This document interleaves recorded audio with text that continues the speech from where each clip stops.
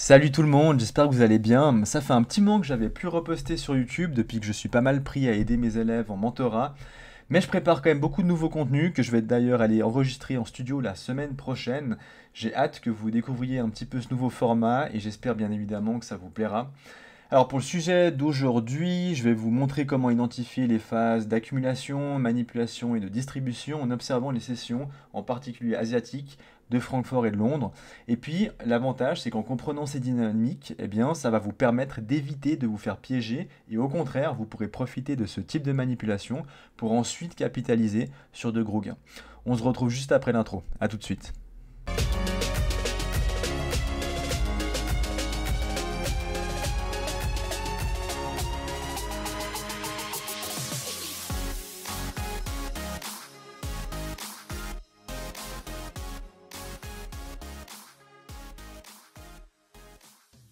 Pour démarrer cette vidéo, je vous ai présenté donc un schéma ici qui est en lien avec les sessions que j'ai mis avec des couleurs en jaune, en rouge, rose et puis en vert. On va regarder exactement de quoi il s'agit. Et dans le schéma suivant, c'est surtout pour comprendre si vous voulez prendre une entrée en longue, comment est-ce qu'il faut raisonner. Après, j'ai mis exactement le même schéma pour une entrée en short. Donc la première chose ici, c'est qu'on va s'intéresser, donc quand vous démarrez, d'accord, quand vous faites votre analyse, par exemple c'est le matin si vous êtes en heure suisse française, et avant la session de Londres, vous analysez le prix. Et bien simplement, vous prenez votre indicateur de session, alors il peut y en avoir plein. Moi j'ai pris marqué de session Léviathan, il est gratuit, c'est généralement l'un des plus utilisés, mais bref, il y en a plein d'autres, vous choisissez n'importe lequel que vous voulez, vous le configurez, et puis vous observez la session asiatique. La première chose, c'est déjà savoir quelle est, par exemple sur des paires comme IU ou GU, la signification généralement de la session asiatique. Alors ce qu'il faut savoir, je vous l'ai mis ici, c'est que la session asiatique, elle est souvent caractérisée par une faible volatilité et une consolidation du prix dans une zone qui est relativement étroite, restreinte. Cette phase permet aux institutions d'accumuler des positions sans trop attirer l'attention. Donc dans cette phase-là, effectivement, il y a le volume qui diminue. Il ne faut pas oublier aussi qu'après les banques en Europe et puis les banques aux États-Unis sont fermées. Donc on a moins effectivement de volume qui intervient en général, pas tout le temps, mais en général. Et généralement, vous avez sous forme de petits ranges comme ça, en fait, qui est présenté ici, des petites positions et de vente et d'achat. Et puis généralement, ça crée des zones ici de support de résistance que nous, on va indiquer comme étant des liquidités à aller chercher pour le marché. Donc ça va être du carburant que le marché va pouvoir aller chercher. Puis, donc ça, c'est la phase d'accumulation. D'accord? Phase d'accumulation, session asiatique. Donc retenez toujours bien et observez, est-ce que la session asiatique, elle est un peu dans une sorte de range? Et si c'est oui, eh bien, on va voir effectivement ensuite comment est-ce qu'on peut s'en servir. Ensuite, dans une deuxième phase, vous avez ce qu'on appelle la phase de manipulation. Alors généralement, ça fait la transition entre la session asiatique et la session de Londres ou et de Francfort. Ici, je vous ai mis un cas typique, un schéma. Au moment de l'ouverture de Francfort, donc c'est-à-dire le rectangle ici en rouge, 8 heures donc pour ceux qui sont heure suisse ou française, ou de Londres 9 heures, donc UTC plus 1, donc pareil heure suisse ou heure française, il est fréquent de voir une fausse sortie de la zone d'accumulation. Par fausse sortie, j'entends que le prix va aller dans la direction opposée, ok, avant d'entamer le vrai mouvement de la journée. D'accord? Par exemple, ici, on voit que les liquidités du bas sont prises. Donc, on va intentionnellement aller dans une direction opposée. Et le prix ne va pas faire ça. D'accord? Le but, effectivement, c'est un petit inducement pour évidemment induire, piéger certains traders et se dire, ah bah, du coup, vu qu'on est sorti ici, si le prix remonte, par exemple, pouvoir shorter à ce niveau-là, et puis on va pouvoir target une zone plus bas. Le problème, c'est qu'en faisant ça, bah, effectivement, des traders qui n'ont pas bien compris cet effet de manipulation, donc on va dans le sens opposé, eh bien, se font sortir à ces différents niveaux-là en ayant voulu chercher effectivement à shorter. Et donc, on va dans la session vraiment la direction opposée à la direction finalement générale de la journée ou de la matinée. Ça dépend effectivement en fonction de la session. Si c'est par exemple Francfort qui fait ça, ensuite Londres, on le voit, vient et part dans l'autre sens. Maintenant, ce qui est intéressant à relever, c'est que comment effectivement s'en servir, puisque ensuite on a effectivement la phase de distribution. C'est-à-dire, en gros, une fois qu'on a la manipulation, on a le vrai mouvement. C'est-à-dire qu'en gros, les ordres ont été accumulés, et puis les ordres qui ont été ici accumulés, on le voit, les liquidités sont prises, et puis petit à petit, eh bien, les institutions vont effectivement se défaire des différents ordres dans cette phase effectivement montant ici.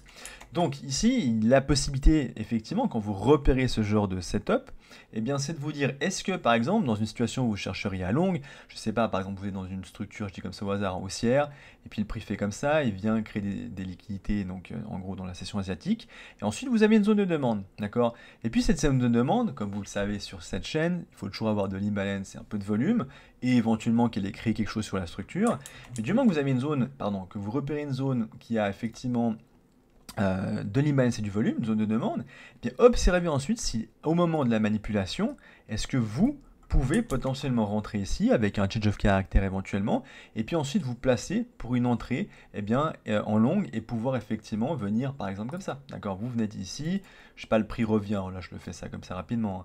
Mais en gros le prix revient dans votre zone après le change of character, et puis vous allez ensuite venir target quoi? Eh bien toutes les liquidités du haut, en espérant que le mouvement effectivement ait suffisamment d'amplitude pour aller atteindre effectivement votre RR de 3, 4, 5, 6.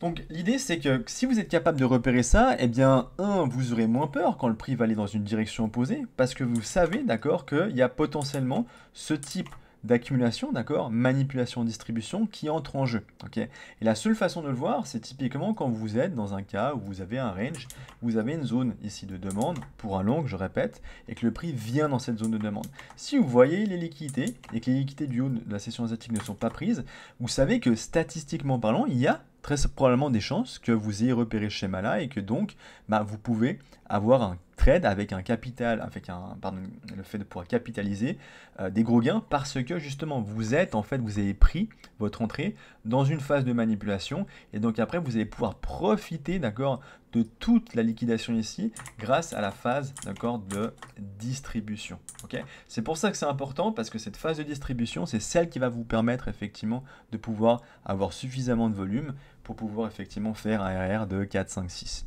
Donc voilà un petit peu comment ça se passe avec un schéma pour pouvoir acheter, donc pour prendre des positions longues. Et puis ici, même chose, alors j'ai pas mis toutes les annotations maintenant, mais simplement, c'est le même concept. Vous avez votre session asiatique, ok, avec accumulation. Alors évidemment, des fois les ranges ne sont pas aussi précis que ce que je fais là maintenant. Le but c'est aussi d'avoir l'œil pour pouvoir les repérer. Et puis on vient à l'opposé, d'accord, on vient induire des traders en erreur en disant il y a peut-être des zones de demande ici sur lesquelles, pardon, on va pouvoir effectivement prendre, je vais faire ça comme ça, voilà, des longues peut-être ici et ici. Et puis finalement, il y a quoi? Il y a juste une zone de supply au-dessus qui a du volume, qui a de l'imbalance, et puis le prix finalement vient mitiguer cette zone de supply, et puis la zone de supply reprend le contrôle, et puis vient ensuite chercher les liquidités du bas, et très certainement durant la session de Londres, parfois et ou de New York, parce que ça continue à New York ou ça se fait durant la session de New York également, et bien la phase de distribution a enfin lieu. Donc au final c'est la même chose, sauf que ici c'est pour une position en short. Maintenant on va aller voir sur les graphiques, et je vais vous montrer des exemples sur lesquels vous avez souvent ce type de schéma, donc d'AMD, qui se produisent dans ce type de conditions-là. On est sur les graphiques, donc le but c'est de vous montrer exactement ce que je vous ai présenté dans les schémas théoriques pour voir qu'on peut retrouver, alors pas à tous les coups, mais assez souvent ce genre de schéma se répéter. Si vous êtes capable de le repérer, eh bien vous avez un avantage, en particulier si vous prenez une entrée dans potentiellement la phase de manipulation avant la distribution. Donc en gros ici on a quoi? On a la session asiatique, d'accord? C'est le rectangle ici jaune. On est dans une phase d'accumulation, ça se voit ici, on a effectivement des liquidités ici qui se forment, on a des liquidités un petit peu plus haut ici. Le prix vient faire quoi? Le prix vient collecter dans ce mouvement de manipulation durant la session de Francfort, ok? Donc début de la session européenne, on vient collecter les liquidités de la session asiatique, on vient se confronter par exemple à une zone de supply que je vous ai présentée ici, qui présente un petit peu d'imbalance, donc on le voit entre là et là, d'accord, entre ces deux mèches-là. Et puis, on a effectivement tout ce mouvement-là, on est venu effectivement prendre également de la structure. Donc vous, votre but, c'est simplement de repérer une zone de supply, qui a un peu d'imbalance, qui a potentiellement incité un petit peu de volume, et puis voir après, voilà, le type de réaction que vous pouvez avoir, évidemment, en une minute avant de rentrer. Mais quand vous voyez ça, vous voyez vraiment qu'on a l'accumulation, la manipulation dans le sens opposé. Une fois qu'on a mis étiqueté de la zone de supply, d'accord, eh bien, vous voyez qu'ensuite on va dans la direction finalement finale du prix, qui est la phase de distribution. C'est-à-dire qu'en gros, tous les ordres qui ont été accumulés ici, ici, et bien après, sont petit à petit, en fait, les institutions s'en séparent au fur et à mesure. Donc en gros, quand vous repérez ce genre de schéma-là, l'idée c'est si vous arrivez à prendre un trade là, ok, vous savez que vous aurez potentiellement un RR qui va être relativement énorme parce que vous êtes dans la phase de distribution.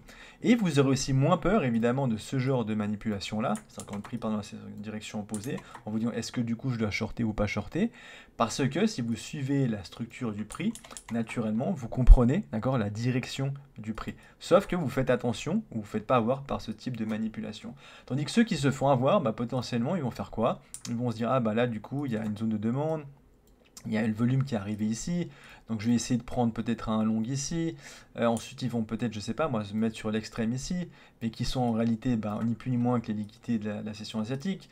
Donc en gros, malheureusement, ceux qui ne comprennent pas la manipulation, bah, qu'est-ce qu'ils font? Ils se mettent comme ça, d'accord? C'est dommage, mais du coup ils vont en gros ici, peut-être rentrer, ils vont se faire stop loss, ils vont peut-être se mettre ici en espérant peut-être la zone ici elle tienne, finalement ils se font stop loss, et malheureusement tout simplement parce qu'ils n'ont pas compris ces schémas par rapport aux sessions, d'accord? Donc ces sessions qui sont en gros des phases d'accumulation, de manipulation et de distribution. Ici, c'est un autre exemple. Donc, cette fois-ci, c'est un exemple pour un long. Vous voyez, donc ici, on a une petite phase d'accumulation. D'accord? Donc, tout ça, c'est des liquidités durant la session asiatique. On voit qu'on a une tonne de liquidités ici pour le haut du mouvement. Et puis, qu'est-ce qu'on observe effectivement ici? Le prix vient, alors parfois c'est faible, hein, d'accord? Il n'a pas besoin de venir avec un gros effet de manipulation, mais vient juste récupérer les liquidités asiatiques, vient se confronter à une zone de demande, ok, ici, d'accord, qui présente de l'imbalance, etc. Et si à partir de là, bah, effectivement, vous voyez que potentiellement des conditions d'entrée sont réunies pour entrer en une minute, eh bien vous comprenez en gros qu'il y a potentiellement une manipulation du prix et que cette manipulation qui a été faite avec du coup les liquidités asiatiques, on est juste venu collecter les liquidités et ensuite, ok, on va pas continuer vers le bas, mais ensuite on vient dans la phase de distribution. Et pareil, d'accord, c'est la même chose. Ici, si vous arrivez à comprendre ça, eh bien, si vous rentrez dans cette phase potentiellement de manipulation, ok, qui peut intervenir durant Francfort ou durant peut-être le début de la session de Londres, ça arrive aussi. Donc là, c'est pas le cas, on voit que c'est surtout durant la session de Francfort. Mais bien, pareil, vous voyez, vous avez facilement, en fait, si vous comprenez et vous êtes dans la phase de distribution, les RR sont tout de suite très très importants parce qu'ils viennent prendre toutes les liquidités asiatiques et ensuite on vient vraiment faire le mouvement de la journée. Okay. Donc je ne dis pas que vous avez forcément des R de 9-10, hein, mais vous aurez des R assez faciles de 4, 5, 6 et du coup parfois plus si vous arrivez à les repérer. Deux autres exemples encore avant de finir cette vidéo. Là on le voit, et alors c'est intéressant parce que justement c'est pas la session de Francfort mais c'est bien la session de Londres, début de la session de Londres qui entame la manipulation. Donc même chose, hein, on a les liquidités qui se créent ici durant la session asiatique. Donc toutes ces liquidités là, finalement Francfort commence un petit peu à prendre les liquidités mais n'arrive pas jusqu'au bout. C'est le début de la session de Londres qui entame la manipulation. Vous avez une zone de demande, vous avez du coup toute la phase où on vient récupérer les liquidités, donc on va dans le sens opposé, okay, dans la phase de manipulation. Ici, on est juste en train d'accumuler, et ensuite on entame le vrai mouvement qui va être la phase de distribution. Donc là, effectivement, c'est un même cas de figure, mais cette fois-ci, vous voyez, c'est pas Francfort qui l'a fait, c'est en particulier le début de la session de Londres. Et un dernier juste ici qui était à côté, comme ça je vous le montre, juste pour vous montrer que voilà, ça n'arrive pas tout le temps, je le répète, hein, mais ça arrive assez fréquemment. Même chose, zone de supply, on vient casser la structure à ce niveau-là. Là, on n'a pas encore recassé la structure, donc on l'a cassé ici. On a notre zone ici, d'accord, de supply. Le prix fait quoi? Vient juste collecter un peu de liquidité ici, entame ça dans la phase de Francfort, et ensuite on vient récupérer toutes ces liquidités-là dans la phase effectivement de distribution. Et on voit que la phase de distribution, une fois que le vrai mouvement, qui est celui-ci, ok, si on fait simplement suivre la structure en 15 minutes, et bien dans un mouvement baissier. Donc ensuite, vous arrivez à vous placer ici potentiellement, vous avez pareil, hein, ou dans la zone ici, vous avez à nouveau un RR potentiellement hyper intéressant, parce que vous savez que vous pouvez avoir un trade qui soit ici, hein. Alors je donne des exemples fictifs parce que là je ne les ai pas testés après en une minute, mais en gros vous pouvez laisser votre trade, vous pouvez le laisser en particulier durant la session longue parce que vous savez que potentiellement cette phase là va continuer puisque c'est une phase de distribution. Donc vous allez avoir normalement nécessairement la volatilité et également d'accord la structure qui est bien dans le sens de votre short par exemple dans ce cas présent. C'est tout pour la vidéo, n'hésitez pas à la liker, à la partager et puis moi je vous dis à très bientôt. Comme je vous l'ai dit, je vais bientôt un petit peu changer mon format YouTube pour apporter de nouveaux contenus et j'espère que vous les apprécierez. Ça arrivera dans probablement 2 semaines à 3 maximum, le temps que effectivement tout soit enregistré en studio. Mais en tout cas, j'espère que ça vous plaira. Le but, c'est toujours évidemment de donner de la valeur à cette chaîne YouTube et cette fois-ci, je me remettrai évidemment à poster un peu plus fréquemment puisqu'on va enregistrer un grand nombre de vidéos à partir de la semaine prochaine. Je vous dis à tout bientôt, puis je vous souhaite une très bonne semaine.